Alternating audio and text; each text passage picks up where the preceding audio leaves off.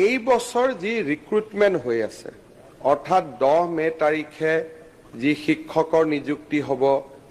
10 মে তাৰিখে যি হেলথ ডিপাৰ্টমেণ্টৰ নিযুক্তি হ'ব 10 মে তাৰিখে যি পুলিচৰ নিযুক্তি হ'ব 10 মে তাৰিখে যি থাৰ্ড গ্ৰেড আৰু ফৰ্থ গ্ৰেডৰ নিযুক্তি হ'ব প্ৰথমবাৰৰ বাবে অসমৰ চাহ বাগিচাত বা আদিবাসী সমাজৰ বাবে আমি 3% চাকৰি পোনপটীয়াভাৱে ৰিজাৰ্ভেশ্যন কৰিছোঁ এই বছৰ যি ৰিক্ৰুটমেণ্ট হৈ আছে অৰ্থাৎ 10 মে তাৰিখে যি শিক্ষকৰ নিযুক্তি হ'ব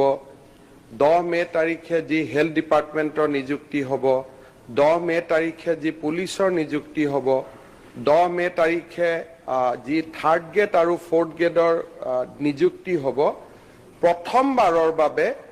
অসমৰ চাহ বাগিচাত বা আদিবাসী সমাজৰ বাবে আমি 3% চাকৰি পোনপটীয়াভাৱে ৰিজাৰ্ভেশ্যন কৰিছোঁ এই বছৰ যি ৰিক্ৰুটমেণ্ট হৈ আছে অৰ্থাৎ 10 মে তাৰিখে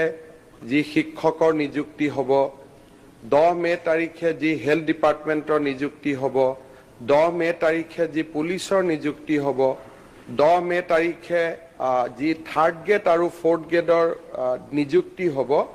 প্ৰথমবাৰৰ বাবে অসমৰ চাহ বাগিচাত বা আদিবাসী সমাজৰ বাবে